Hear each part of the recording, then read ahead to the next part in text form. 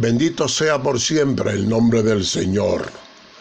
Yo soy Jesús A. Geliga Torres y me dirijo a ustedes en carácter de instructor bíblico de la Iglesia Presbiteriana del barrio Higüey en Aguadilla, Puerto Rico.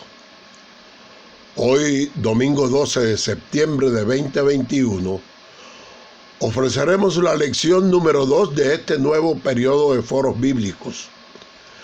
La misma se ha titulado Celebra con entusiasmo. Y para el desarrollo de la misma, usaremos versículos del capítulo 6 de Segunda de Samuel, específicamente los versículos del 1 al 5 y del 14 al 19. Prestemos atención a lo que esta lectura nos indica. En nombre del Padre, del Hijo, y con la unción del Espíritu Santo, leemos, Segunda de Samuel, capítulo 6, versículos del 1 al 5, y del 14 al 19. David volvió a reunir a todos los escogidos de Israel, 30,000. Y se levantó David y partió de Baala de Judá con todo el pueblo que tenía consigo, para hacer pasar de allí el arca de Dios, sobre la cual era invocado el nombre de Jehová de los ejércitos, que mora entre los querubines. Pusieron el arca de Dios sobre un carro nuevo, y la llevaron de la casa de Abinadab, que estaba en el collado, y Usa, y Ahío, hijos de Abinadab, guiaban el carro nuevo. Y cuando lo llevaban de la casa de Abinadab, que estaba en el collado, con el arca de Dios, Ahío iba delante del arca. Y David y toda la casa de Israel danzaban delante de Jehová con toda clase de instrumentos de madera de haya, con arpas, salterios, panderos, flautas y címbalos. Y David danzaba con toda su fuerza delante de Jehová, y estaba David vestido con un efod de lino. Así David y toda la casa de Israel conducían el arca de Jehová con júbilo y sonido de trompeta. Cuando el arca de Jehová llegó a la ciudad de David, aconteció que Mical hija de Saúl miró desde una ventana, y vio al rey David que saltaba y danzaba delante de Jehová, y le menospreció en su corazón. Metieron, pues, el arca de Jehová, y la pusieron en su lugar en medio de una tienda que David le había levantado, y sacrificó David holocaustos y ofrendas de paz delante de Jehová. Y cuando David había acabado de ofrecer los holocaustos y ofrendas de paz, bendijo al pueblo en el nombre de Jehová de los ejércitos. Y repartió a todo el pueblo, y a toda la multitud de Israel, así a hombres como a mujeres, a cada uno un pan, y un pedazo de carne y una torta de pasas.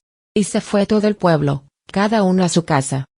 Que el Señor siga añadiendo bendiciones a su palabra. La lección de hoy nos habla de una interacción del rey David con el arca del pacto, que según el propio relato bíblico, era un cofre hecho de madera construido por instrucciones que diera Dios a Moisés. Se entiende que el mismo debía contener las tablas de la ley. Constituía el santuario portátil de los hebreos en el desierto y el signo visible de la presencia de Dios. Al inicio fue depositada en el lugar santísimo del tabernáculo y posteriormente en el templo de Salomón.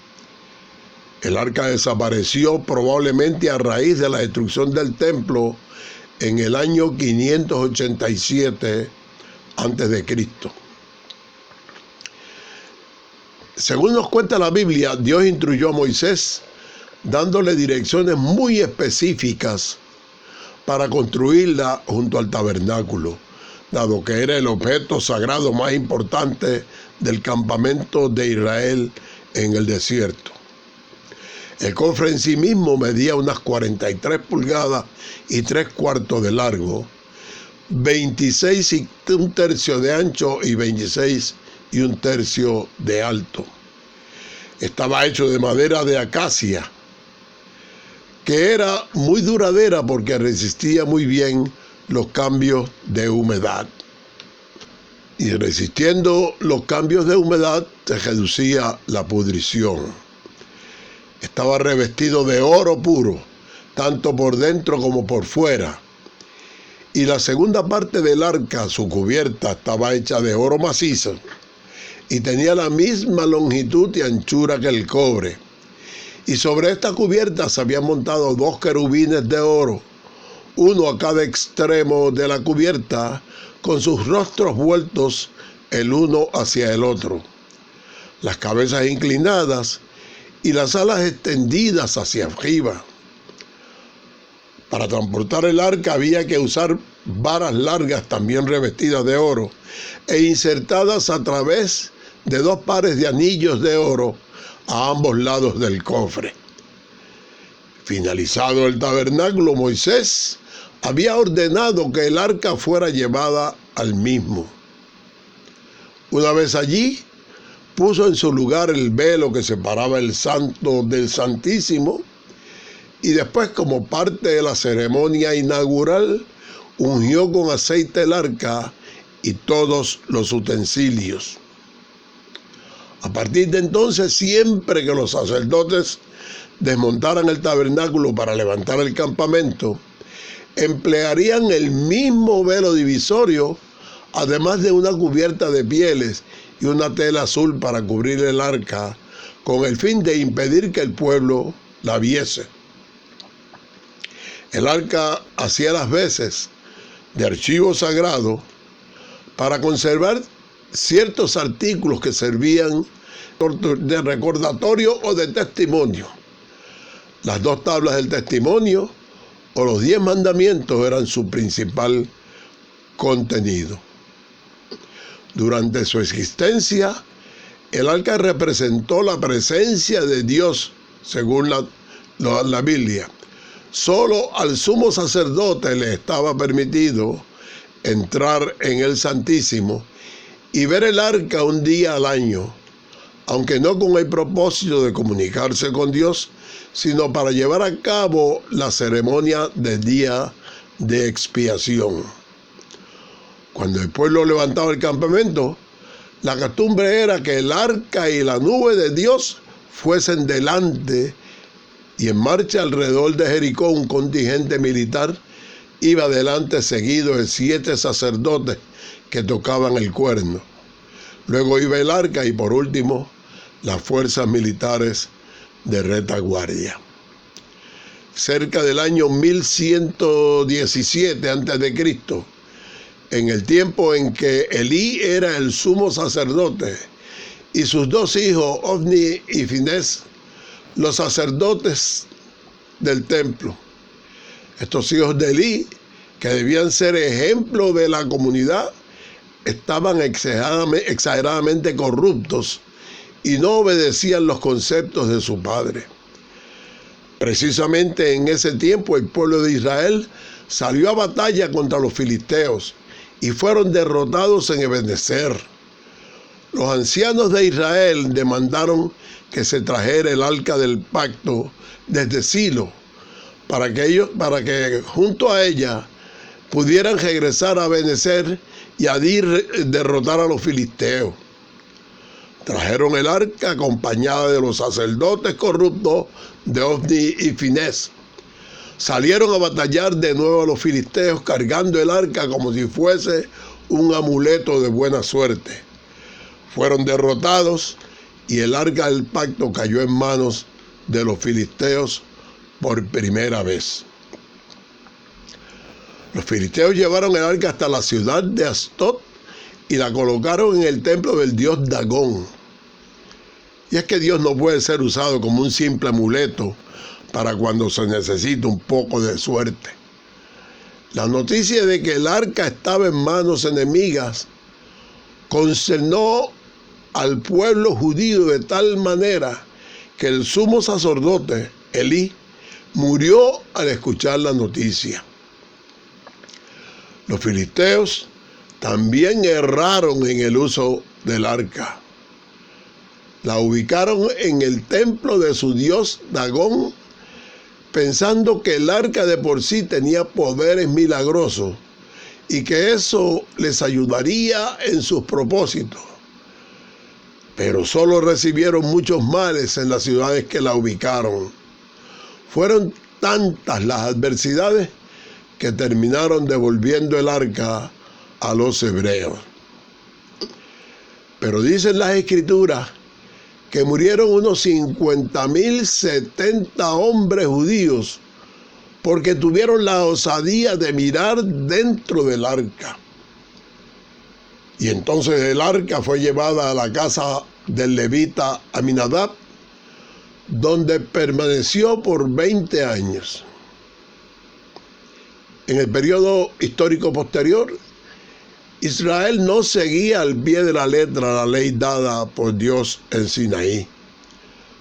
Los sacerdotes hacían los sacrificios en cualquier lugar y el tabernáculo de reunión no significaba mucho para algunos, por lo que Samuel, junto a David, luego de venir al trono, se habían dado a la tarea de restituir el culto a Dios.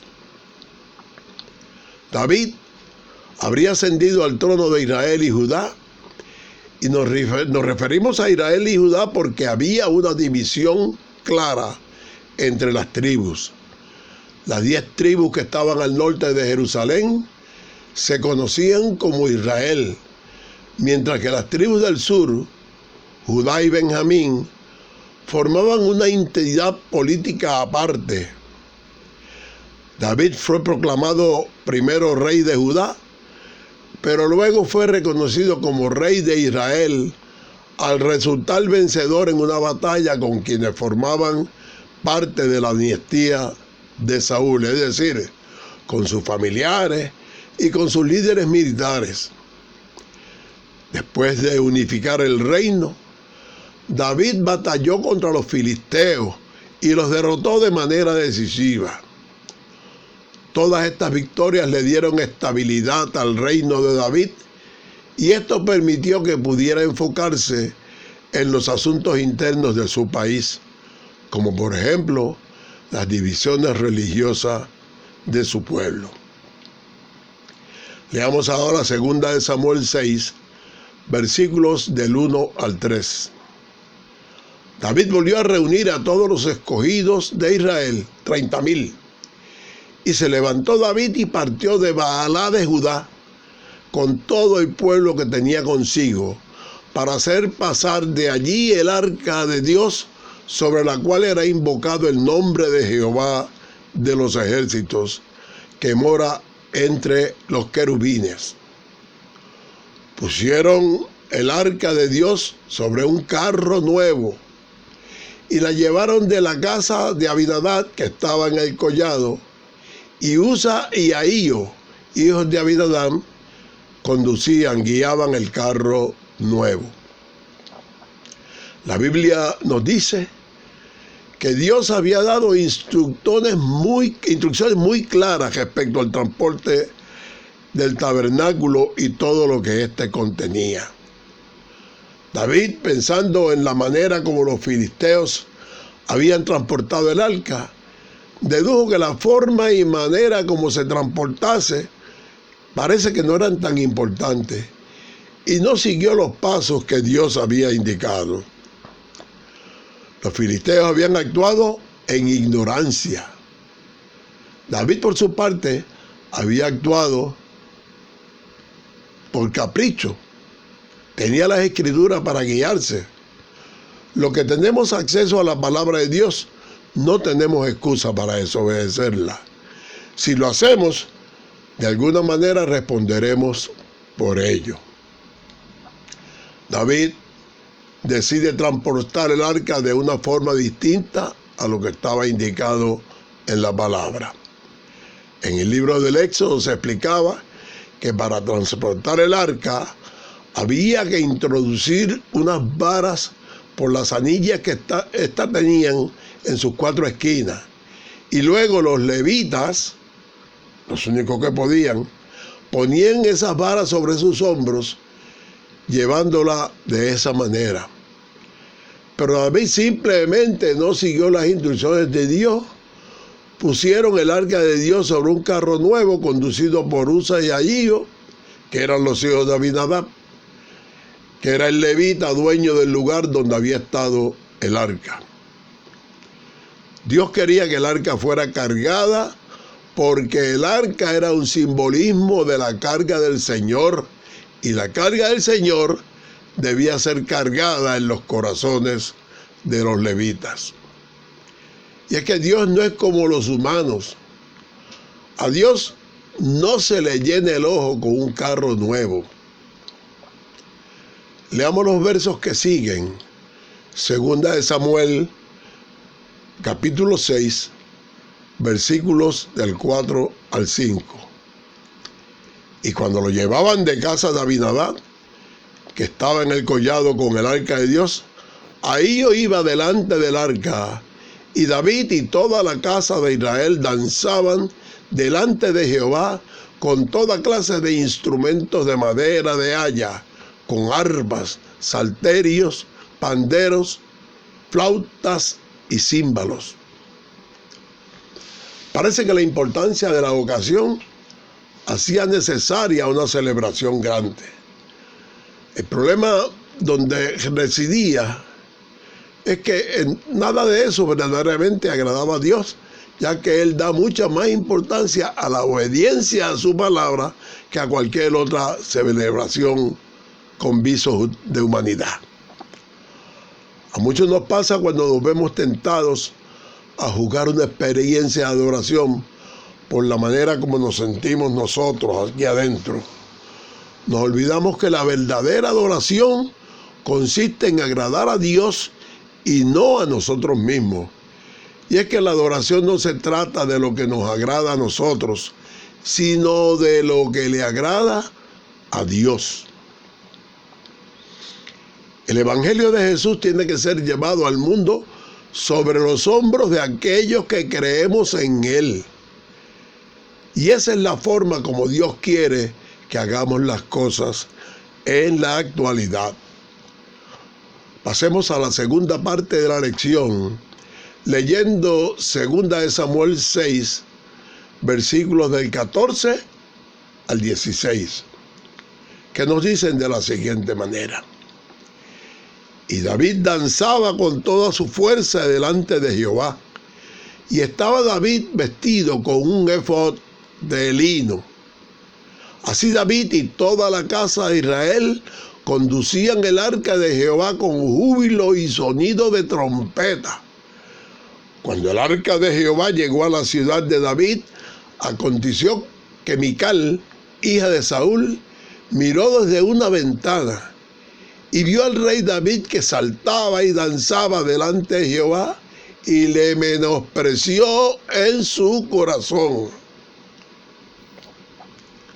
La alegría y las danzas de David formaban parte de sus celebraciones tradicionales por las grandes victorias en la guerra, pero no necesariamente eran bien vistas en las costumbres orientales. Los hombres de alta jerarquía y de responsabilidad, como los reyes, no hacían tales manifestaciones. Y es que por lo general eran las mujeres, los sacerdotes, la gente del pueblo, las que hacían tal acto de danzar en celebraciones por las calles. En 19 pasajes bíblicos que nosotros hemos localizado, se menciona la danza en referencia a 3 cosas: a mujeres, a David o a pueblos paganos. El ejemplo lo tenemos nosotros en Puerto Rico, previo a los años 60. Nadie vio a don Luis Muñoz Marín, a don Luis Afegé, a don Gilberto Concepción de Gracia o a don Pedro Albizu Campos ejecutando pasitos de la Macarena en una tribuna. En el Puerto Rico presente son muchos los políticos que toman clases de baile para lucir supuestamente mejor en la tribuna. ¿En qué abona eso? Pues no lo sabemos. Pero pecaríamos si negáramos que el rey David era un hombre de alabanza y adoración.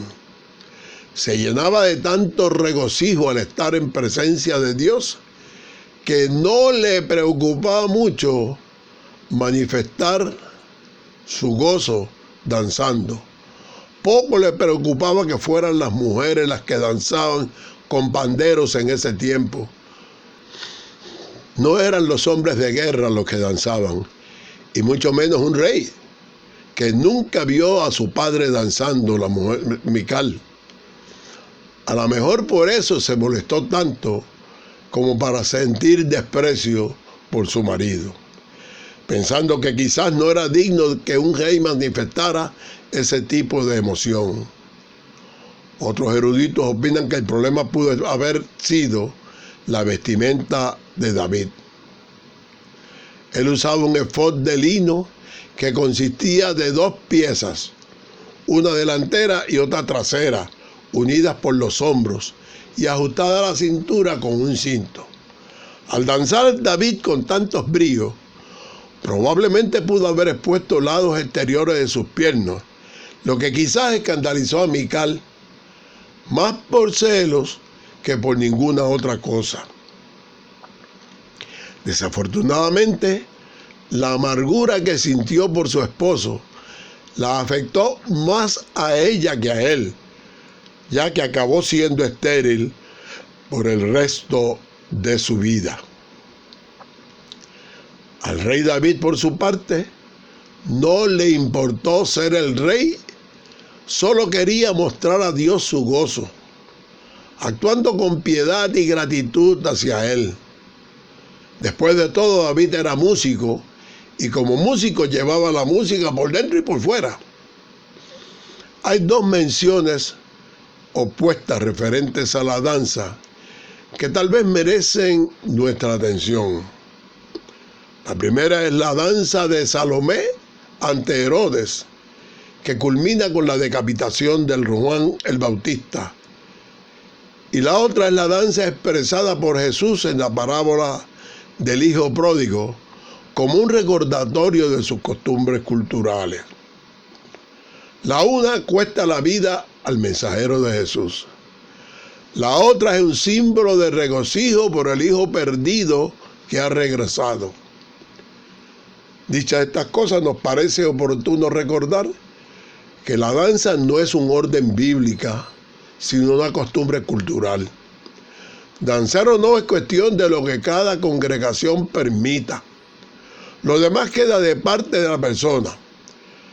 Pero decir que David danzó porque el Espíritu de Dios lo tomó e hizo una manifestación en él es una interpretación totalmente errada de las Escrituras. El arca había llegado a la ciudad de David, al territorio jebuseo que David había conquistado, al centro de la actual Jerusalén.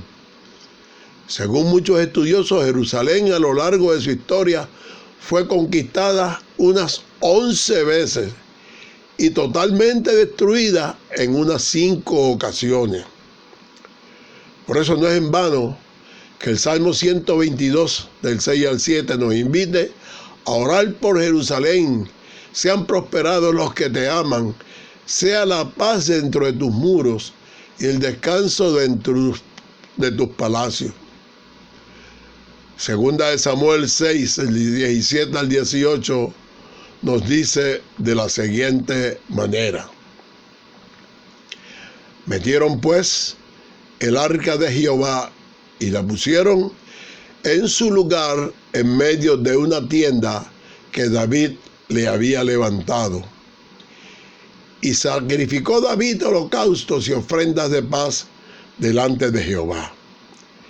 Y cuando David había acabado de ofrecer los holocaustos y ofrendas de paz, bendijo al pueblo en el nombre de Jehová de los ejércitos.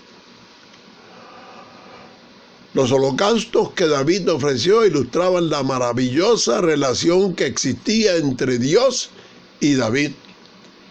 Él tenía una relación íntima con Dios y estaba entusiasmado por poder servirle.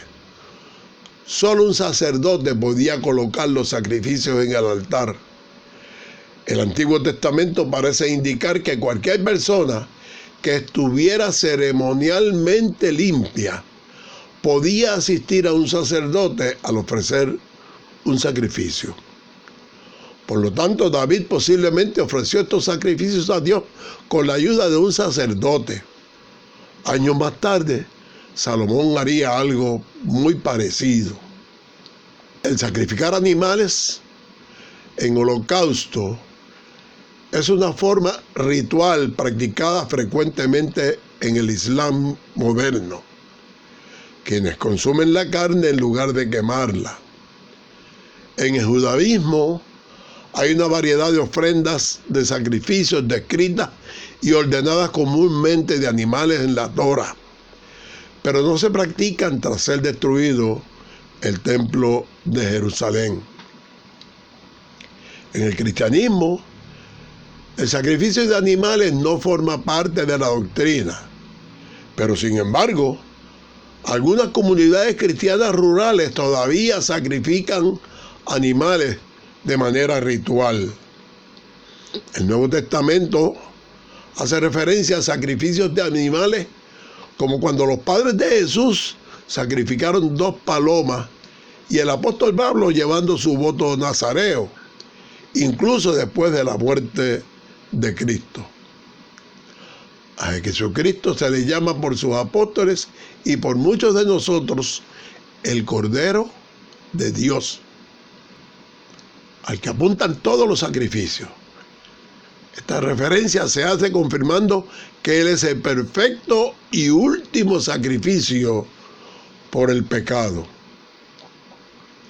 Concluidos los holocaustos, David bendice al pueblo como una expresión de deseo benigno dirigido hacia todos ellos. Ya David había recibido bendición del Altísimo, que debe haber girado en los alrededores de la que Isaac profirió a Jacob en Génesis 27, del 28 al 30, cuando nos dice que Dios te concede el rocío del cielo, que te dé la riqueza de la tierra, te dé el trigo y vino en abundancia, que te sirvan los pueblos, que ante ti se inclinen las naciones, que seas Señor de tus hermanos, que ante ti se inclinen los hijos de tu madre, maldito sea el que te maldiga y bendito el que te bendiga. Leamos ahora el verso final de la lección, 2 de Samuel 6:19. Y repartió a todo el pueblo y a toda la multitud de Israel, así a hombres como a mujeres, a cada uno un pan, un pedazo de carne y una torta de pasas. Y se fue todo el pueblo, cada uno a su casa. Si hubiera tantos como los que llegaron al llamado inicial de David, debe haber habido cerca de 30,000 personas en la multitud, aunque es posible que hubiera muchos más, porque Samuel expresa que la repartición incluía hombres y mujeres, y las mujeres es muy probable que no se encontraran entre los que fueron a buscar el arca, pero obviamente se reunieron luego para asistir a la entrada de la ciudad y estaban presentes en las celebraciones. David se había convertido no solamente en un líder militar y político, sino que ahora también era el líder espiritual para la nación. Todo el pueblo celebró con David la nueva localidad para el arca. Felices y contentos regresaron todos a sus casas. David también volvió a su casa para bendecirla, pero se encontró con el reproche de parte de su esposa Mical, quien solo había prestado atención a la danza de su esposo y no a la celebración del recibimiento del arca. Hay un evidente mensaje para nosotros en esa situación. Todos debemos estar atentos al glorioso mensaje del Evangelio en nuestras congregaciones. Pero son muchas las veces que perdemos el tiempo observando el auto nuevo de algún feligrés, la corbata del pastor o la moda de la hermana en el banco contiguo.